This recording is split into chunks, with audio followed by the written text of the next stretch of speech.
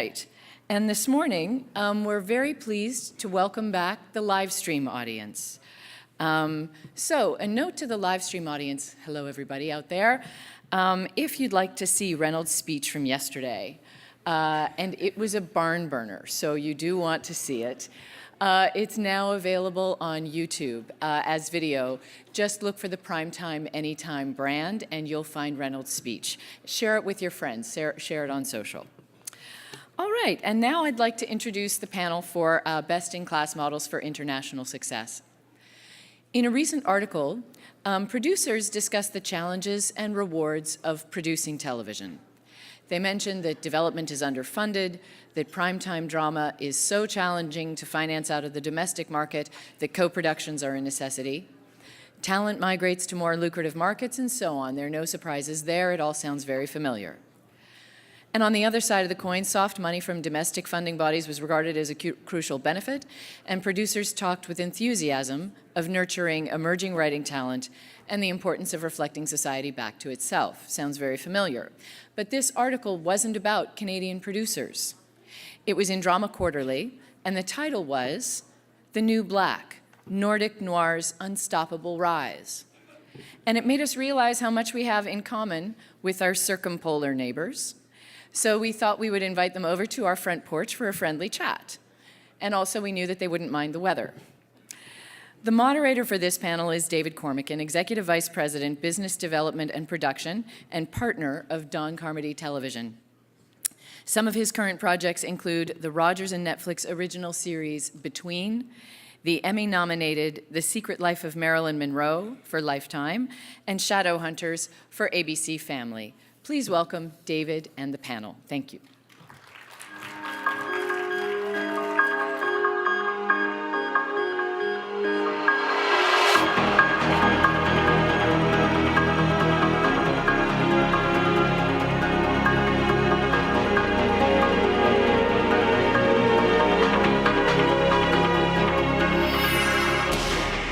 I don't know, I guess we're on. Wow, we have theme music. That's incredible. I feel like a TV show. Yeah, like we're going into like the wrestling ring or something. So welcome and thank you for having us, and I'm glad to sort of introduce some of my friends here on the panel. As Marguerite gave a wonderful introduction there, we're sort of talking, international financing and success models, and I brought along a little bit of a Canadian Scandinavian sandwich.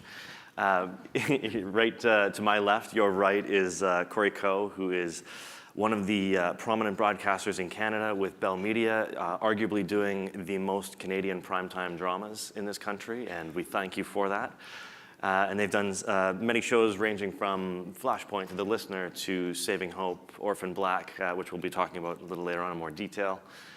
Immediately to her left is Tone Rønning, who is with NRK out of Norway, and they have done incredible shows. You may be most familiar with Lillehammer, The Bridge. We're going to be talking about the Heavy Water War and also a show called The Legacy. Immediately to her left there is Christian Rank, who is with TV2, and as Jens mentioned earlier, was formerly with MISO, does a lot of work with them. And Christian's worked on shows such as Those Who Killed, The Legacy, Norskov, Borgen.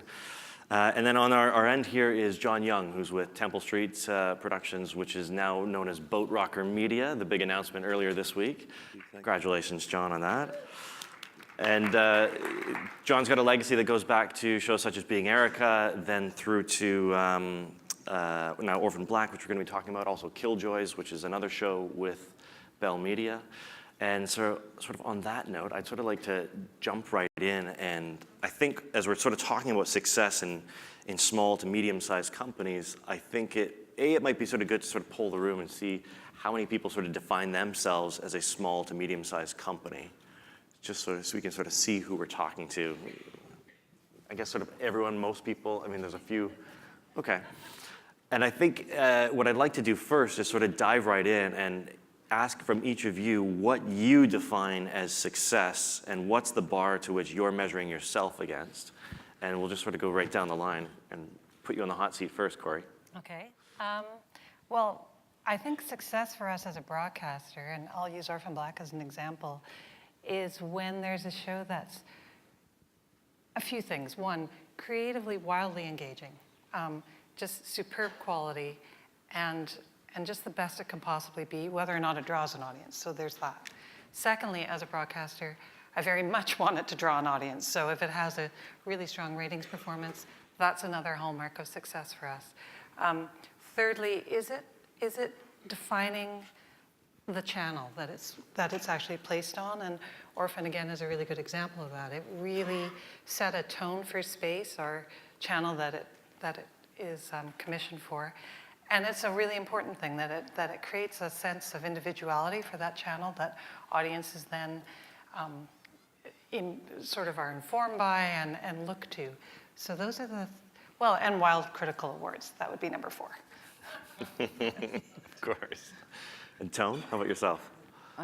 Our content doesn't have any value at all until it meets its audience. And if the audience embrace it, then it has a meaning. And I mean, also the shows has to have the DNA of NRK, which is a public broadcaster, and we want to entertain and inform and educate and, change the world. Make a better word. The DNA of NRK, I love that. Does that also rhyme when you translate that into Norwegian? When you say the DNA of NRK, Yeah. does that still rhyme when you translate that into Norwegian? I haven't been thinking about That's a great slogan. Yeah. And Christian at TV2, how do you guys sort of get in there and define your success? Well, I think it's, as a broadcaster in Denmark, and I think the same thing goes for Norway and Sweden, it should be said that we're so few large broadcasters, so when we do our drama shows, we tend to have a share of 50-60%. And it's rating on our shows, which should be around 30. So I think a success to us is something that really makes a big splash nationally. The international success is icing on the cake for us, but it's not anything we plan on. We might think about it in financing the shows, but the very important success factor to us is to make a very large splash nationally. And John?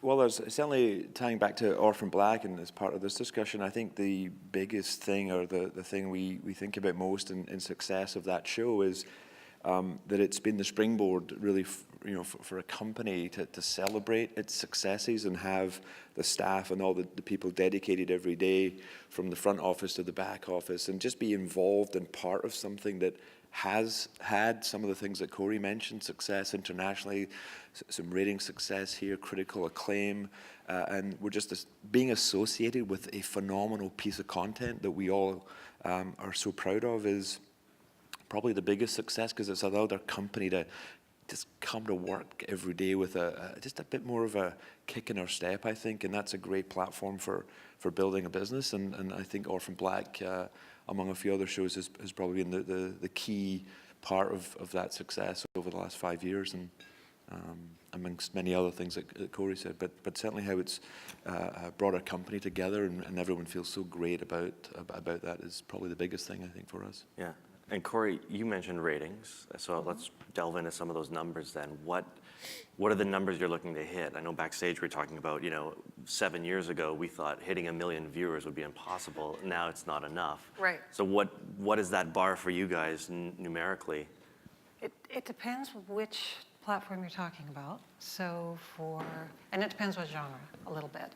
But certainly for CTV, the main network, for our dramas, we are looking for well over 1 million, which is a remarkable achievement. There's a lot of you in the room who do remember when getting 750 was pretty good, and we were inching towards 9, and that felt like we're really getting there. And then Flashpoint really kicked that door open and hit over 1 million, and by that point, they caught up with Corner Gas, which had also kicked that door down on the scripted comedy side. But the wonderful thing is now that when we're talking about shows and renewals and everything else, we're looking for way over. We're looking for like Saving Hope numbers, which are 1.5 million or 1.6 million or 1.4 million, depending on the year. Motive numbers, we're looking for really strong things that are well above. And I think that's such a sign of achievement, that our shows are being so much more embraced by our local audiences than they might have been 10 years ago. On our for instance, big budget reality shows, Amazing Race Canada, and those of you who might be Amazing Race fans know there is a real difference between Amazing Race Canada and Amazing Race generally as a franchise. And the local version, our version, well exceeds the US version, which is kind of, you know, gratifies us all a little bit.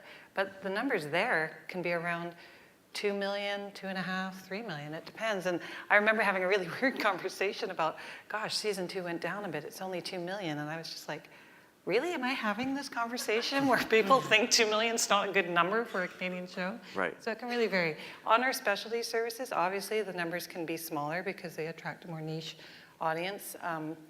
But they all have their own benchmarks, but they're all in the several 100,000 zone. So it's, yeah, it varies a bit, but it's really encouraging where we're at. Right. And Christian, I want to jump to you right now. You worked on a show called The Legacy. And maybe you could talk to that in terms of, you mentioned like a 50, 60% audience share. Was The Legacy one of those shows as well that sort of reached that share? And what does 50 to 60% translate to in terms of actual numbers? Yeah, The Legacy is a show I produced actually before moving to TV2. I worked for DR, who's our main national broadcast, our equivalent to NRK. They run like the BBC, so it's an in-house production. And I was working there as a producer in the first season of that show. That was a show that held a 65% share on the premiere. That equivalates to 1.7 million euros in a country where we have 5 million people. And I would say that show probably also exceeded our own expectations. And I think it's the thing that's interesting, and it did quite well internationally as well.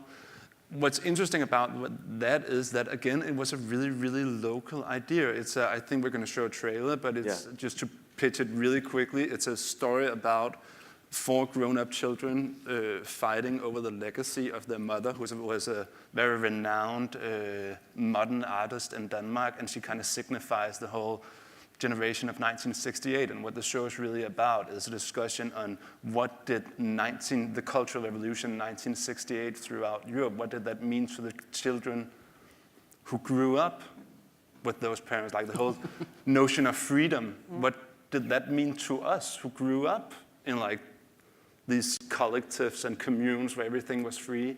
And I think what was really fun about working on that show was that we were talking about ourselves. We were talking, Maya, who wrote the show, it was her own story she was doing. And it wasn't like a matter of trying to figure it out and what's going to hit in England. It was about doing something that was really close to ourselves. And I think, and which was a big topic and had a resonance within Danish culture. And that was the clear criteria for success for that show. Right. Is there anything else you want to sort of add to the clip before we show it for everyone? I had to find a clip with English subtitles. So what I have brought is the trailer for the UK DVD. So you'll see a lot of UK newspaper reviews. It's not that relevant, but it was all I could find with the UK subtitles. Okay. Well, let's roll to the clip for The Legacy.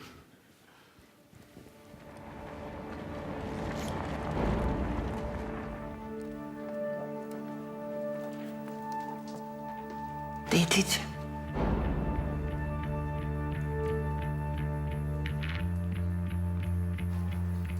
Du er født her.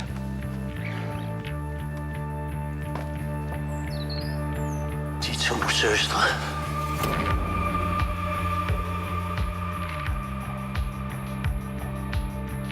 Jeg vil gerne snakke med dig omkring huset. Ved du hvad, i dag synes jeg bare, vi begraver vores mor.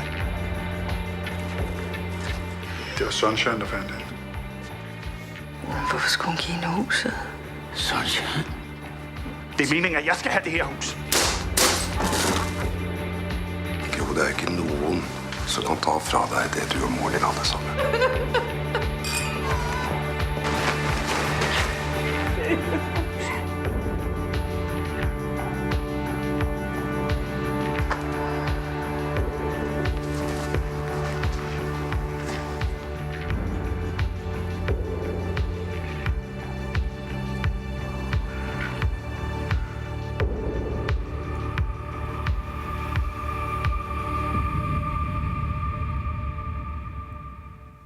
Everyone's going to go rush to buy their UK version of this. Nice. So maybe you can talk a little bit about that show in terms of how the financing for that came together, how you began the development. You said you start for telling stories about yourself for yourself, and you don't even think of the international market first. So maybe you can sort of walk us through that process. I think a large reason for the success of Scandi drama and the whole Nordic noir wave is due to the broadcast structure, which is DR that I worked for when they produced that show, which is the main national broadcaster, NRK, that Tone works for in Norway, and SVT. They more or less fully finance their shows. So the thing is that when they start a show, and they do their budgets like 4 years in advance, so they'll hire a writer, they'll tell him, we're doing your show, we're going to broadcast it in 2020, and we're going to finance it. And they come so it's a with 4-year development process. Yeah. Wow. And what happens in that process, I've tried it twice, is you start out being really, really excited. It's really fun. Then you get 1.5 years into the process. Then you're frightened extremely. You try to convince them not to do your show because you really have nothing. And they keep saying, but we're gonna broadcast it, so you better get to writing it. And then you cross another hurdle, and you just think, shit, they're actually going to broadcast this, so we better try to do it good. But I think there's a very large element of trust in that, and obviously there's a calmness around the development room because you know that more or less the financing is actually in place, and there's a very large amount of trust from the broadcaster towards the writer. We work with what we've defined kind of like a one vision, that we're doing the writer's vision. So also the writer and the producer of the show together have final cut on the show. And I think that is a very large reason of at least a lot of the Danish series, the Borgen, The Killing, such as The Legacy. It's that trust which is put into the creative core that's doing the show, and the fact that the financing is more or less in place from the get-go. Now, having said that, and with the success of the Scandinavian series, we're obviously always also trying to do more, and as broadcasters, we're also looking for more drama, and we can't keep fully financing everything we do because we don't have that much money. So I think now the challenge we're faced with is that we are more and more moving into co-productions. The best example would probably be a show like The Bridge that was co-financed between a Swedish broadcaster and a Danish broadcaster. Norway came along as well. And we're more and more looking into partnerships together with independent producers, putting financing together. But we constantly try to merge that together with the one vision, the writer's vision, protecting the creative working room, and still focusing on local stories. And so maybe you could speak a little bit to what the budget level is that you guys are dealing with on, say, when they finance the show 100%. By the one broadcast license versus when you're seeking a co-production? Is the license fees, is it going up? Is the budget going up, or is it still that same, but you're just spreading the risk around? I'd say the average budget of a Scandinavian show, I mean, you can talk to it as well, Tone, is probably around 20 million Canadian dollars for 10 episodes. Okay. Don't you think it's about No. the level? We can No? make it cheaper. Okay, well, we're going to Norway. It depends on the length also. It depends. How many minutes? Yeah. And I'm with TV2 now. We also do it a little cheaper, but it's around there. Canadian dollars, 20 million Canadian dollars for a show. For the entire run of 10 episodes. I think, as I said, some of the national broadcasters are more or less fully financing. We have a lot of subsidies. We also have European subsidies that we can access. We do tend to look more and more at foreign sales to come in and top it off. But again, the main financing comes from the local broadcaster, local subsidies, and somewhat European subsidies. Right. John, is that sort of the similar experience for you in your shows? Well, not quite, but I think what Christian can highlight in something we know, I think all too well in Canada is once you get above, $1.2, $1.5 million per hour of content, it's not the producer and the team working on a show has to go out and do more, get more financing, think about the ways in which you can put the budget together from many, many, many other sources. It's just not possible to make, really, I don't think, a drama in this country above 1.5 million where would that you could sit down, I think, Christian, with one broadcaster in Canada, one producer, a great idea, a great writer, a great showrunner, and make a great piece of content. I think up to about that level it's definitely possible. I remember something like a Being Erica with almost no partners or outside financing other than the Canadian broadcaster in the system. But once you get to above another level, the job becomes very different. There are two parts of the business you're doing: the business of putting the financing together, and then the creative work that needs to be done, and you will have more voices at the table when you have more partners, and that is part of the challenge of producing 1 hour of content above $2 or $3 million for sure. Right. And I think it's important to say for us that it's something we really try to secure the writers' room, and I would say we would even rather go a little down in budget than we would bring financiers closely into the writing room. I think the whole key of our success is securing and trusting the creatives doing the show, and that would typically be the writer and the producer together. Right. Protect their vision, let them do their vision, let them do something which is close to their heart, that they know something about, and make it within a budget so you can control it locally. Yeah. Right. I think that is very important for a broadcaster, not to try to control and be in control all the time, but to set the potential free. To set the potential free in the idea and in the talent that is very close to the idea. Because then you get something good. And we are not so focused as DR in having the writer as the kind of top boss of the project. I only work with the indies. I don't work with in-house drama, and I try to, make a tailor-made organization for each project to, get the best out of it. Where is the artistic, intelligent, and potential, and try to lift that up. So when we are in development and we stop and consider whether it should go into production or not, then we say it's on this and this premises, this is going to be produced. And that's, I like it that way. And when you guys are dealing specifically with co-production, then who do you look to? Is it only Scandinavian countries, or would you look to a Bell? Would you look to an American channel? Would you look to a UK or German? Where are your ideal co-production partners situated? We look all over the world, but it's very difficult to get co-producers because people don't throw the money after you. But in the Nordic countries, then we supported each other, especially within the North Vision, which is kind of the club of the Nordic public service stations. And but even though it is an international show like the Heavy Water War,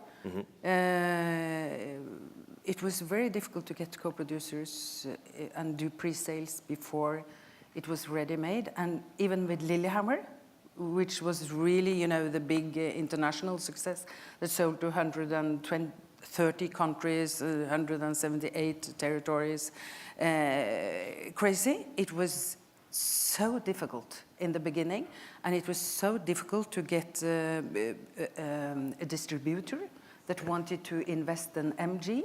In the very last minute, we got, this big MG. and even the company that owns the the production company turned it down. So it is. I mean, it is difficult How do they fill that gap then if they turn it down? How do they fill the gap? NRK goes normally in with between 50 and 65%.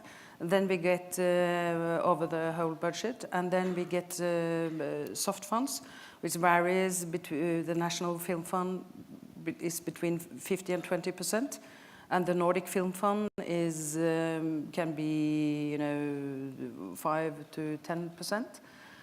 And then it's the lottery fund, the media, yeah. which you never know if it's going to if you're going to get support or not. And then it's an MG for a distributor. That's how a normal finance plans look like, and also pre-sales to the Nordic countries, and if we are lucky, to some more. And John and Corrie, I want to go to you guys now on Orphan Black and sort of walk us through how that came together. What were the pieces of the financing, and did you go? It's not a co-production, right? It's no, depending on how you look at terminology, but certainly not the way we would think of a co-production. But certainly two partners in the broadcast space, in Corrie in space, and Bell Media, and BBC America in the US. So it was necessary at the budget levels, essentially, to bring two partners together who believed in the show, who believed in the creative and the vision of what Graham and John had, and thought that we, Temple Street, could pull it off. So it was necessary to do that at that budget level. And of course, it was just like anything. It was a long time in the making, that show. Now we've talked about it a number of times. Has been around for a long time. And Graham and John's baby for a lot of years before it got to the point of actually getting into principal photography. But it was pretty special when it got to that point. And you guys brought along a clip as well? Mm-hmm. I think it's a season 4 trailer, I think. Season 4, okay. Any setting up needing, or any no, spoilers? I'd just like to be as mysterious as Graham and John are with the show. I think it's the new clone we're about to see. I think. Okay. Graham and John are clones, right? It was okay. It was from them.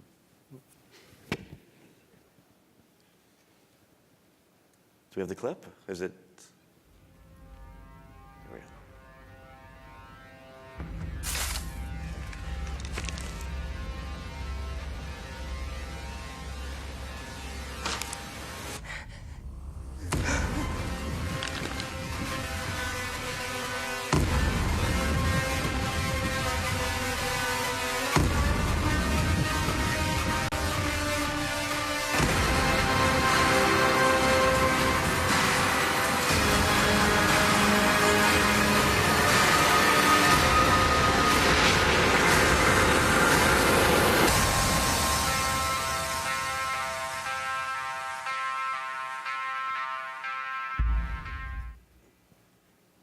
Ba-boom.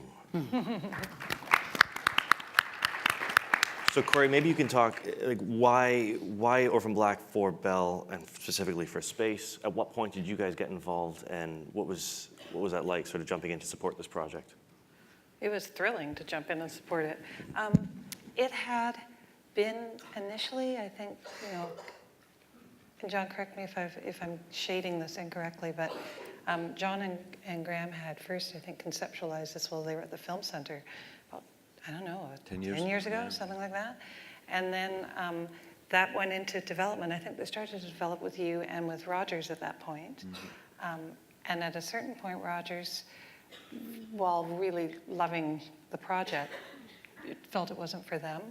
And we were in the really fortunate position. We got a call, and within about 12 seconds said, oh my God, yes, we would love to get on board and keep going. And so we've been, I guess, involved from very, late stage development, I think, is fair to say, through on into production. And it's been amazing. I mean, John and Graham have such a clear conception of the world, and they have a wonderful room that is very protected, as you noted, Christian, and it is important. And I think what Temple was able to do, and what we always try to do when we can, is really let that development bubble and ferment and really grow.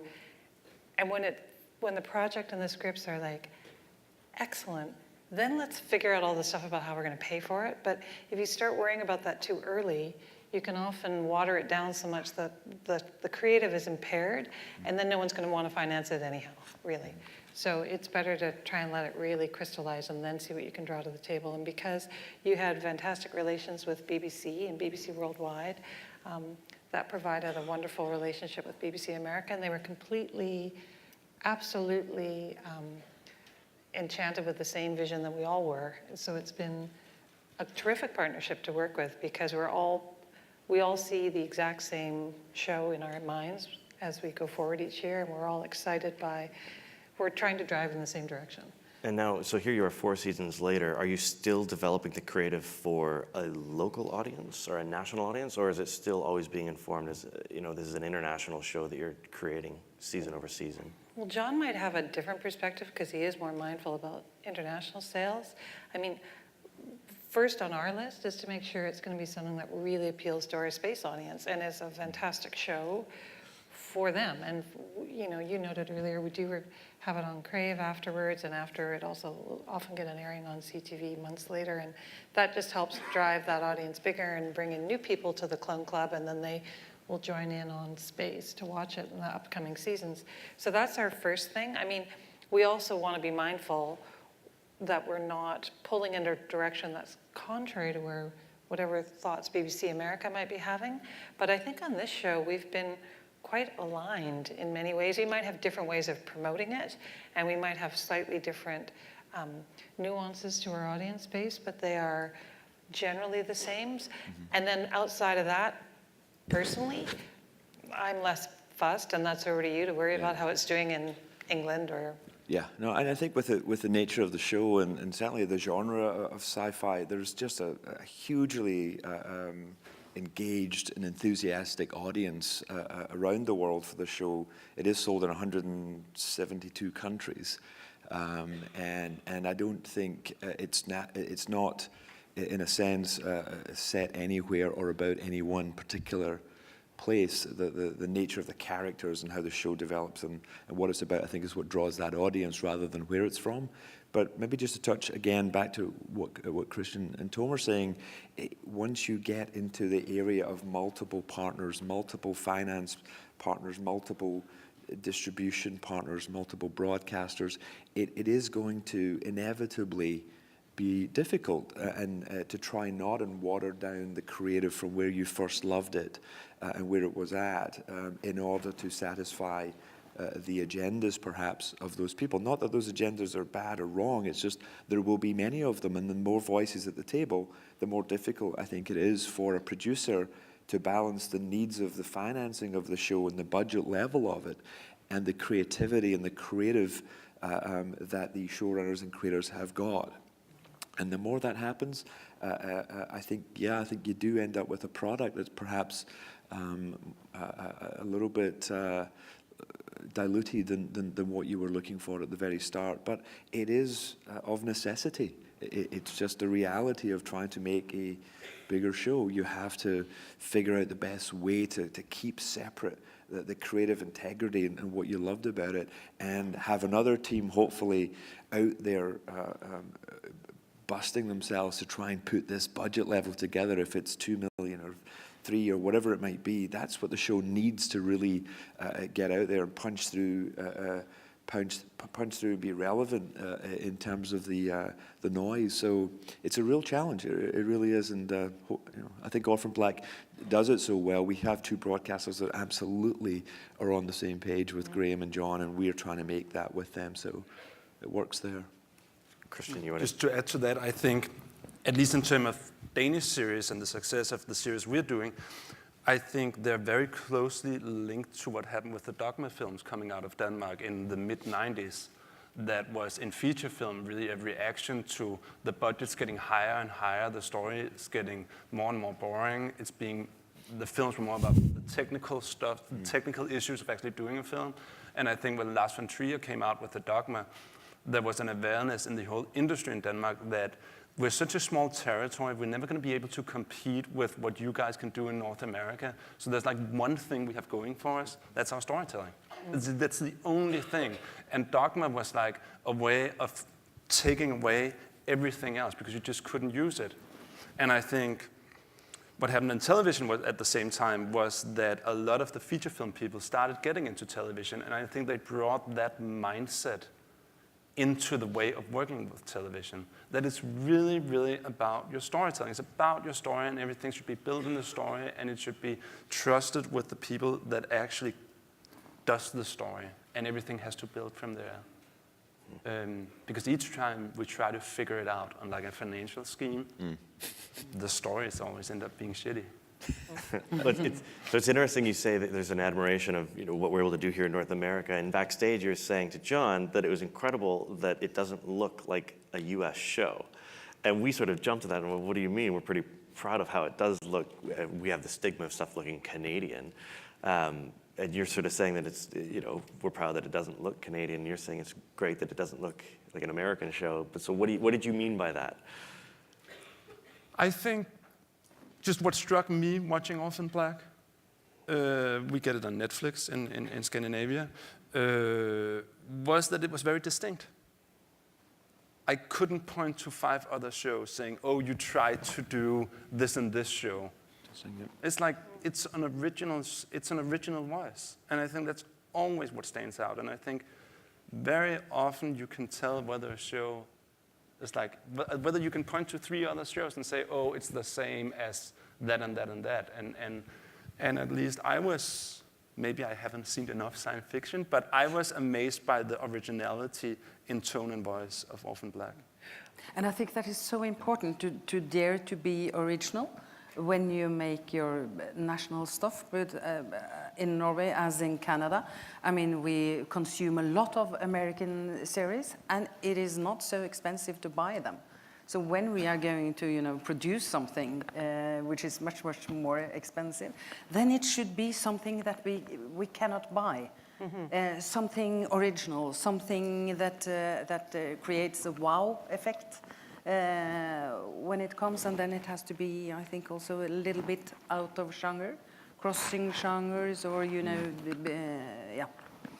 And Corrie, do you sort of feel the same way? Absolutely, I feel the same way. Yeah, it's important for us and for our audiences that they have a show that does feel unique and different and not part of what they've seen before, and is, in many cases, either set here or feels to them like it's specific to Canadian issues. And I think, it's interesting when I watched The Legacy, and I don't know how many of you may have seen it, it's a fantastic show, but the log line really undersells it. It's like gripping family drama. So you read that and go, okay, I've seen that, but let's see what happens. And you're immediately pulled in, and it's partly because it is a gripping family drama that plays on all those universal themes of jealousy between siblings and that ache for parental approval and love that so many people carry, well, probably all of us, way into our own old age.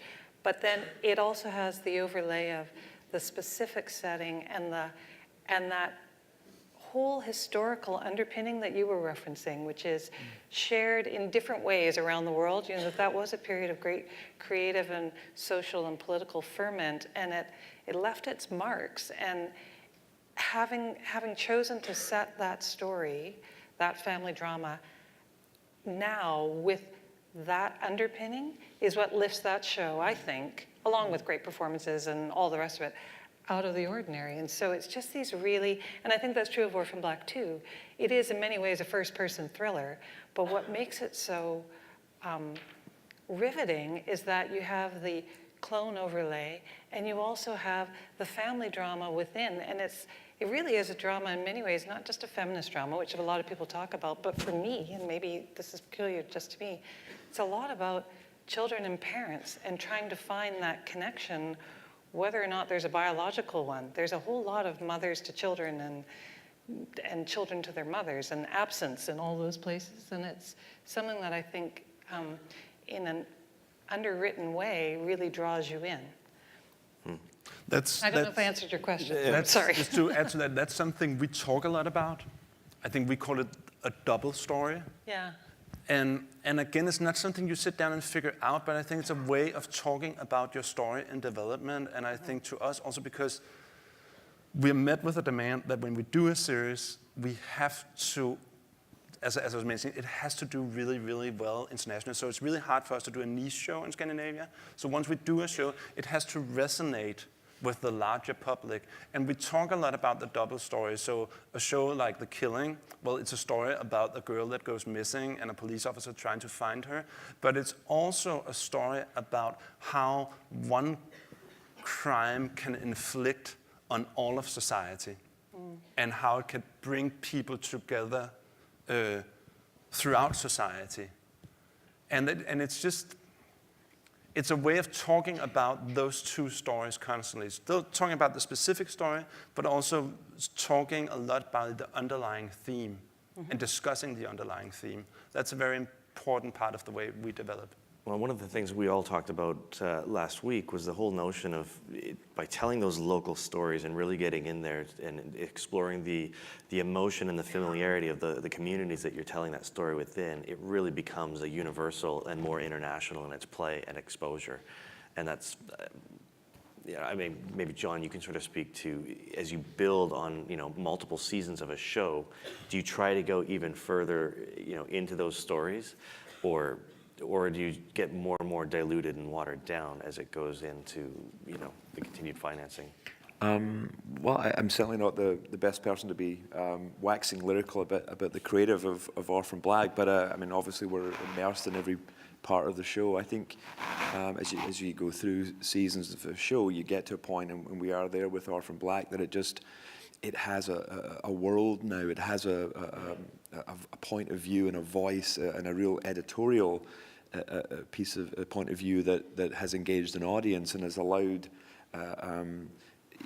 the brand to actually emerge, which is another area. We talked about success at the very start, and not all content can go that way, but it is phenomenally exciting for the company to see the brand of a show really transcend, not just content, but into different areas, so that the intellectual property at the heart of what Graham and John put together is now out there in many different forms, not just a 1-hour drama, but 5 comic books that are now all over the world, or dare I say it, a line of clothing at Hot Topic at 643 stores in the US. But it's just a brand now, and that's phenomenally exciting as a company based in Canada, exporting Canadian culture, Canadian entrepreneurialism, Canadian creativity. That's exciting, and I think that's something where, and I'm obviously not Canadian, but I've been here for a long, long time now, and I'm feeling really good about the spot where Canada's at in terms of the best time ever to be exporting what it does well and what it can do really well in the creative sphere. How do you build a company in this environment where we're up against these massive corporate juggernauts that are coming out of the States or the UK? And is it built on the success of one show, or does one show lead to the next, And it does, for sure, David. For sure, success begets success, allows you to take some risks and try some more things. But it is about people, and it's about finding, the next Graham Manson and John Fawcett, and with Mark and Stephanie on a show, or Michelle Lovretta, or it's finding. Our company has to align itself and find those great creators that are Canadian, that want to work here, whether they're coming back from another country or not, but want to, put their trade here.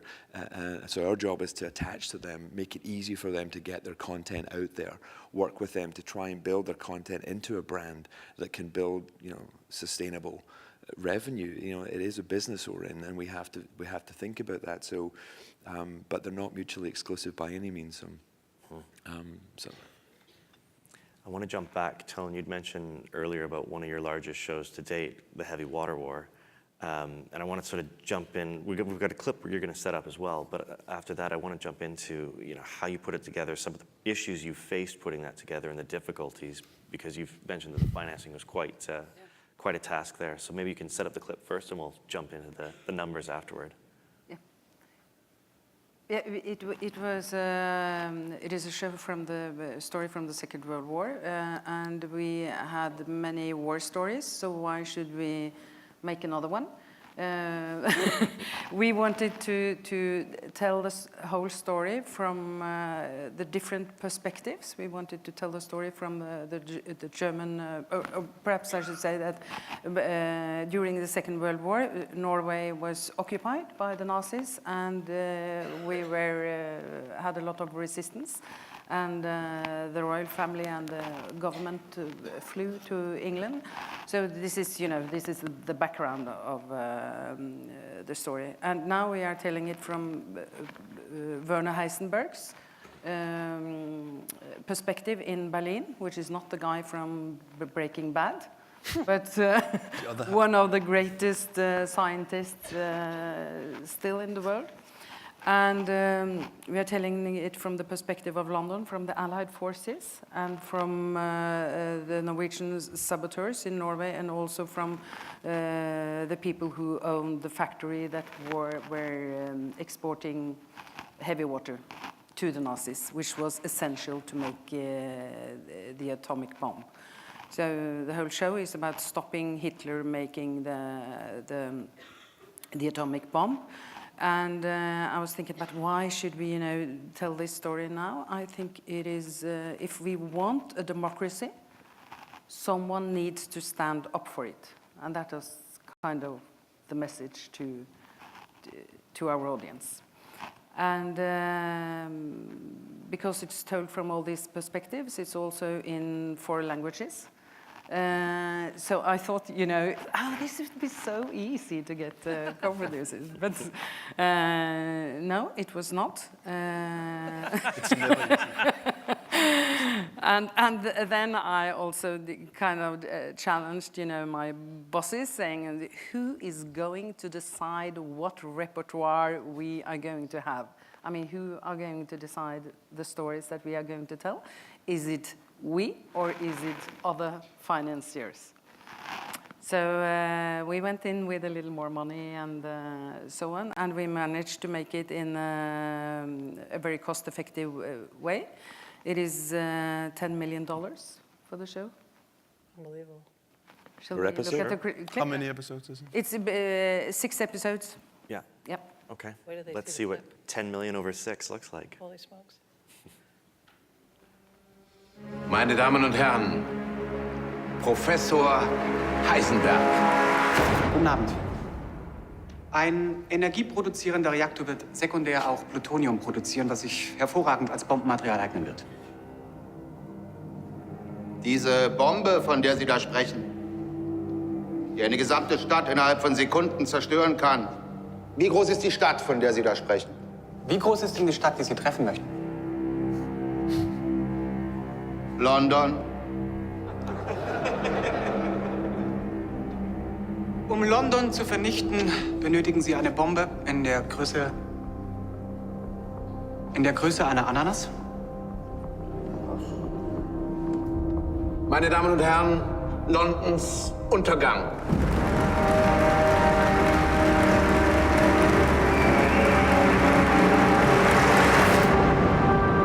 They call themselves Der Uranverein, the Uranium Club. The sole aim of creating an atomic bomb. Werner Heisenberg, the Nobel Prize winner. We still don't know how far they've got, but with this new order for 5 tons of heavy water, we have every reason to fear the worst. Heisenberg considers the heavy water essential for his bomb project. They're gonna produce heavy water, they're gonna get the bomb, and that's gonna be it! The world will end as we know it! The target is the heavy water factory at Rønning.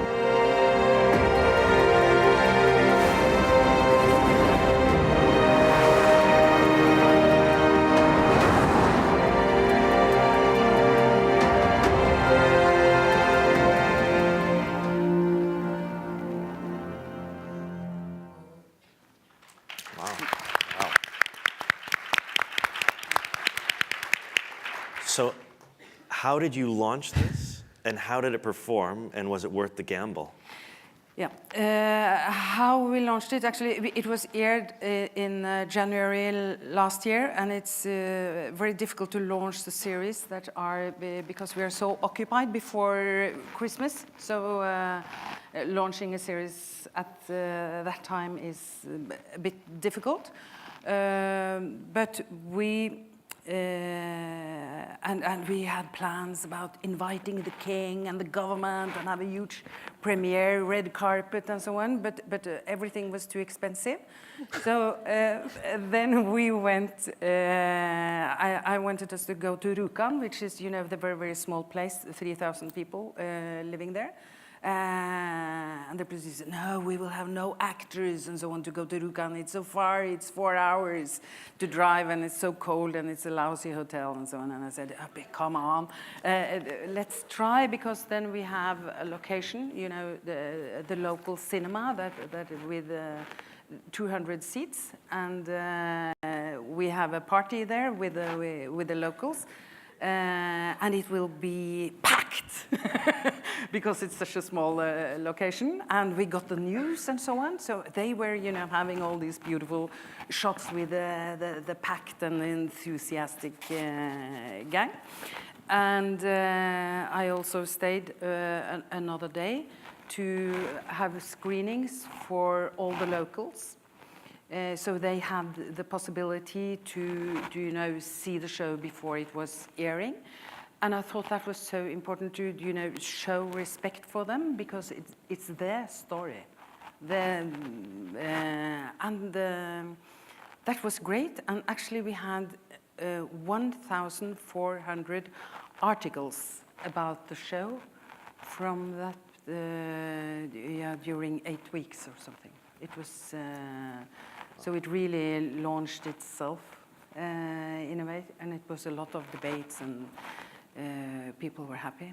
And it got great ratings, 65% share, and also what is more important for me than the number is that people love it and appreciate it. So on a scale from 0 to 10, the average was 8.5, and for the group of audience that we have the most difficulties to get the young ones from the 12 to 30, the liking was 8.7 or something, and also the share was higher among the young people. And I think I love our audience because they also embrace this show, which is not, you know, it's not so easy to digest. You have to follow it.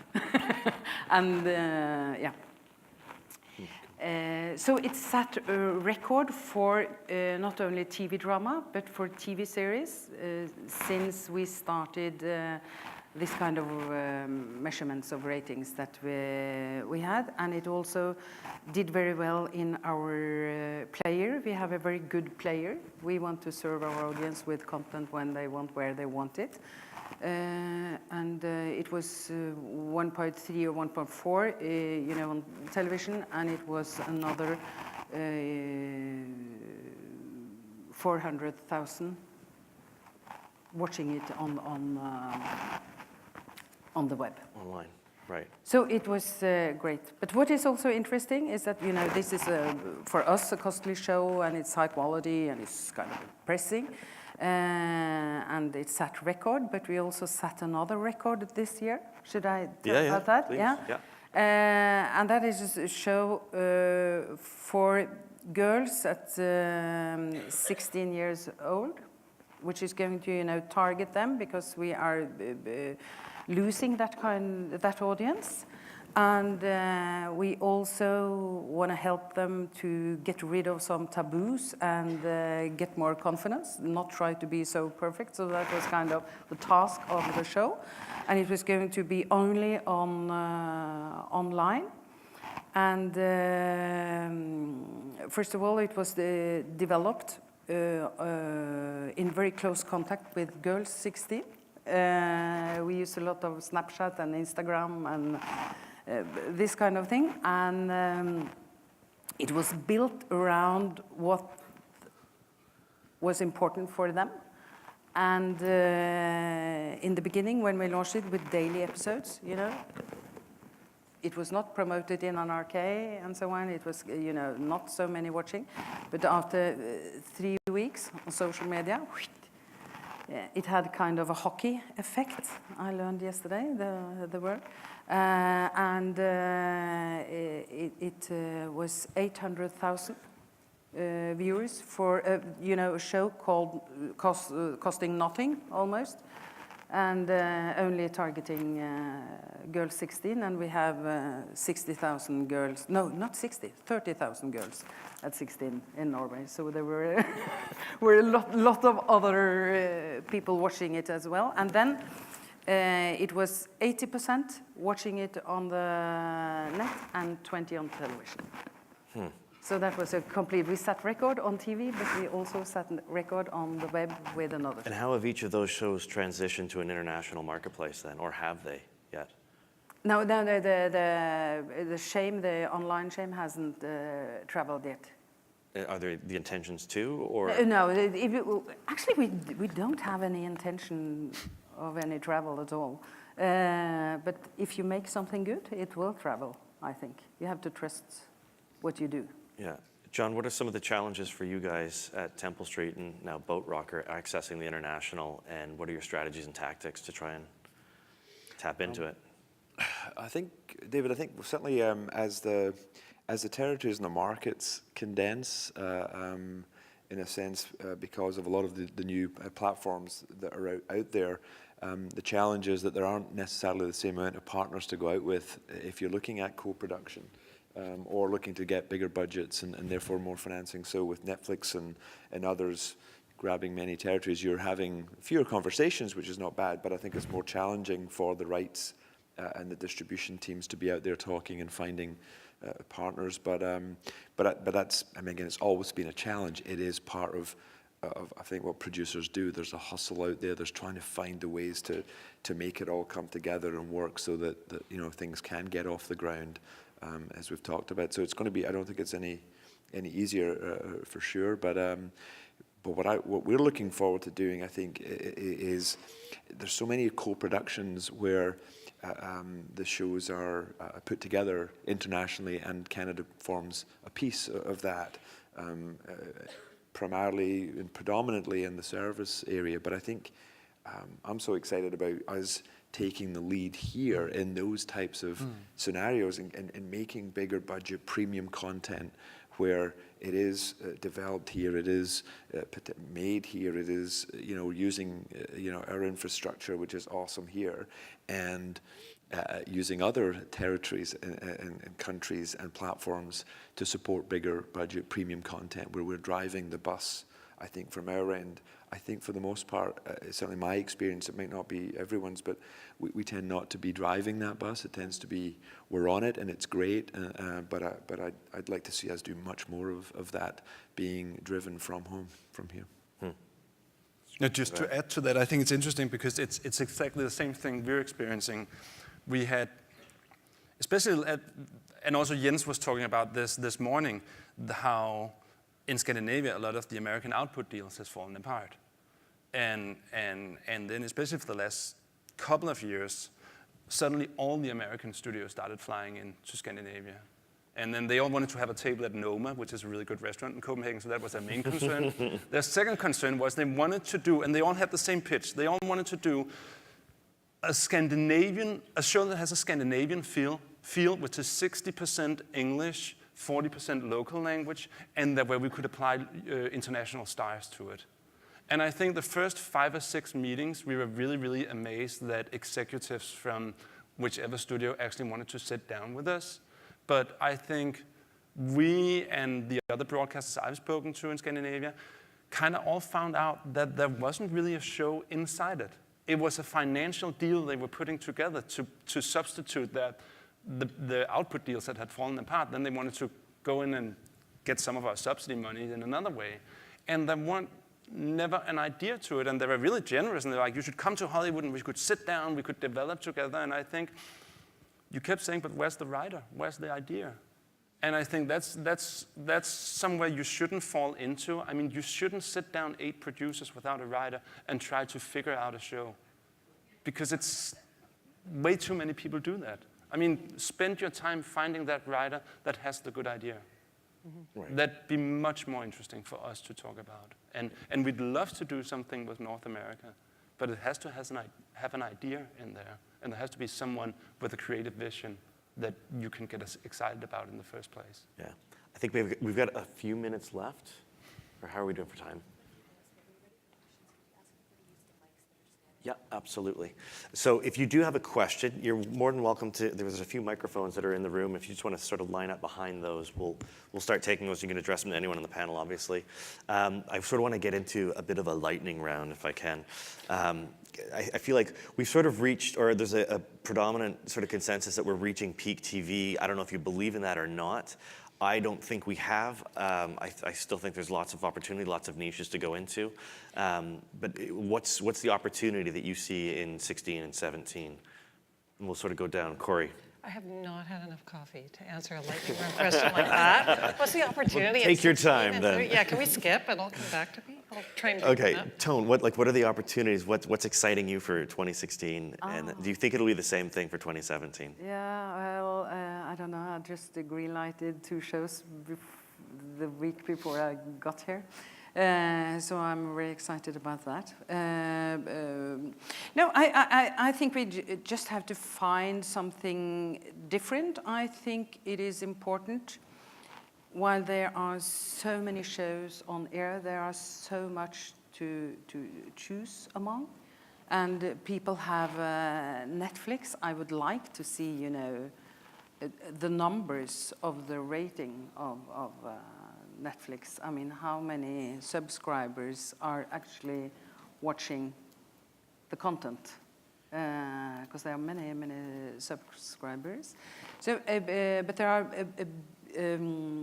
huge competition on the, you know, to get the audience attention. So we have to make something unique in one way or the other. It can be, you know, broad and costly and so on, but it can also be very small, targeting a very niche audience. But what I really hope for is that we are going to make more series that reflects the diversity in the society that we live, so that can kind of create better understanding and inspiration, and yeah, that is what I hope for. Christian, what's one thing that you're trying to do better in 2016 than your competitors? I think it's important. I think with the emergence of a lot of the OTT platforms, there's kind of a splitting in the market. There's the broad broadcast shows that brings together a huge audience, and then there's the high-profile shows that travel internationally that really has a life on the OTT platforms.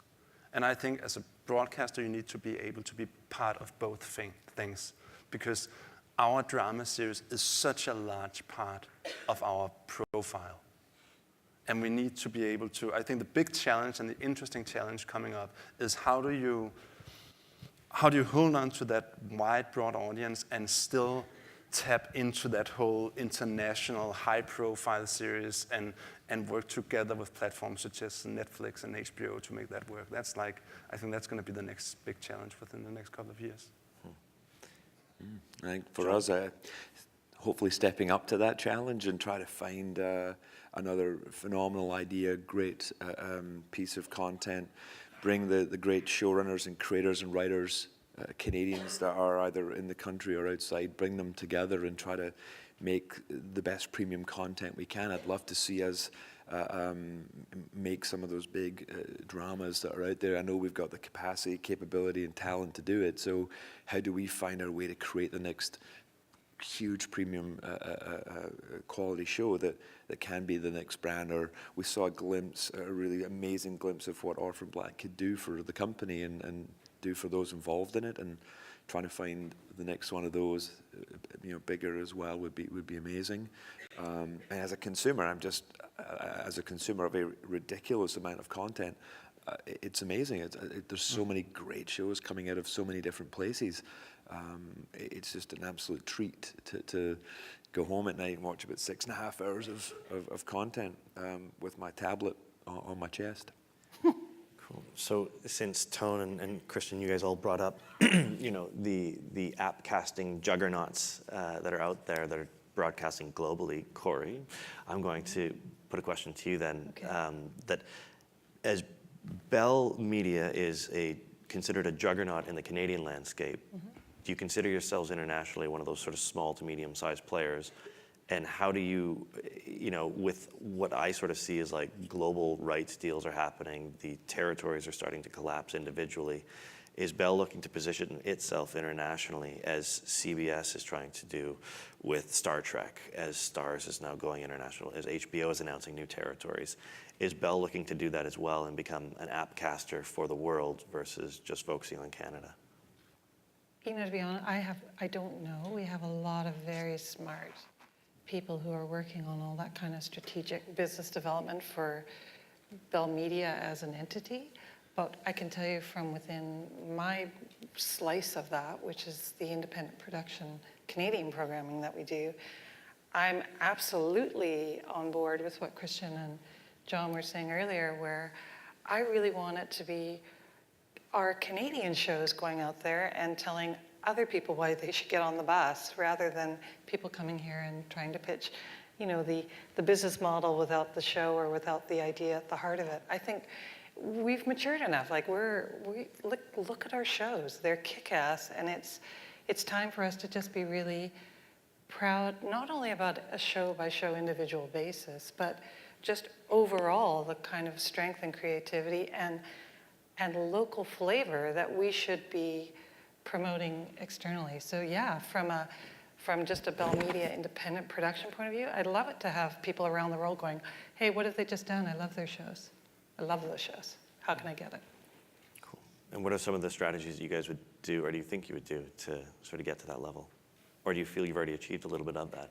I think we've achieved a little bit of it, and I think it's really just absolutely protecting and finding that talent and the idea that can blossom into all that. That's where it all starts. It's the idea, the writers, and the talent that surround those people. And I think we're all sort of familiar with the case here on this front of the brain drain going down to LA.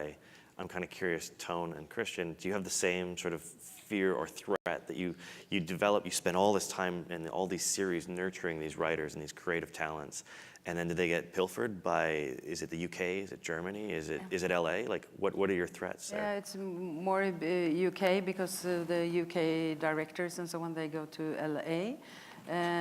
So then the Norwegians goes to UK, but the ones who goes to LA, many of them are coming back because we work in a different way, and here they have more.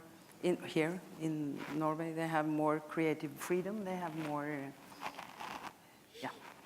So many are happy about working in Norway, but we have a problem that our production doesn't have a huge volume. Right, Christian, same to you. Yeah, I think we have a lot of actors that travel, and that seems fine. There's several in Hollywood and also in the UK. On the writing side, I think there's a language barrier, just that it's not our first language. And on the directing side, I think we have a lot of directors that goes to Hollywood, sit in a bungalow outside Hollywood for 3 years, and comes back and say, hey, let's just do our films in Denmark because it seems easier to get them made here. But a lot of people spend 3 years over there trying to get their film made. Right. Is there a sense of like you feel protected because you have your own indigenous language that you're not, competing against? Just in that sense, I think we do, but in all other senses, it's obviously a challenge. I mean, it would be nice if we just in Scandinavia. Financially, it's a problem, but just in terms of talent flight, I guess it's a good thing that. But I think it's fantastic that talent travel, because when they come back, they have learned something and they can add something, and so I mean, it's I very, very good. Yeah, it's good. That's. We have a question from Twitter, and it's for you, Tone, and it's in regards to the heavy water war. Will it get a Canadian window? Or maybe this is a question for Corrie, actually. Now I don't remember the station, but it's sold to Canada, and it premiered on Netflix in the US last week. So probably it's then also at Netflix in Canada. I haven't checked. But we sold it, I think, to the English, but not to the French. Okay. Yeah. I think, do we have more time, or is we're getting the hook? Okay. Well, I want to thank all of you for your information and your sharing this afternoon. And I want to thank all of you guys, and I hope you got something out of this. So join with me now in a nice warm thanks for our panel. Thanks a lot for inviting us. Well, thanks everyone for a very engaging and insightful panel. And I'm Jay Thompson, the regulatory guy at the CMPA, and it's my pleasure now to invite you to head out to the networking break. And then following that, we are heading into our breakout sessions. Financing Case Study, International Co-Productions and Co-Ventures is being held in Governor General 2. And Digital Platforms Taking Control of Your Content is being held in Governor General 3. And as a reminder, we'll be using the overflow room if either session exceeds capacity, and both will be available on iTunes under the Primetime Anytime brand by Monday morning.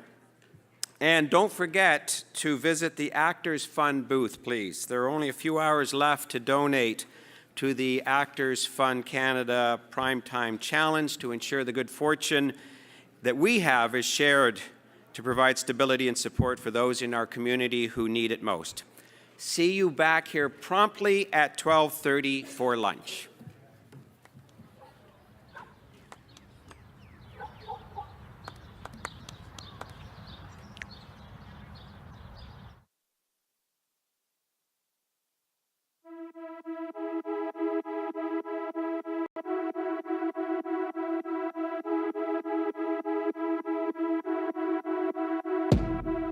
Take it slow, but it's not typical.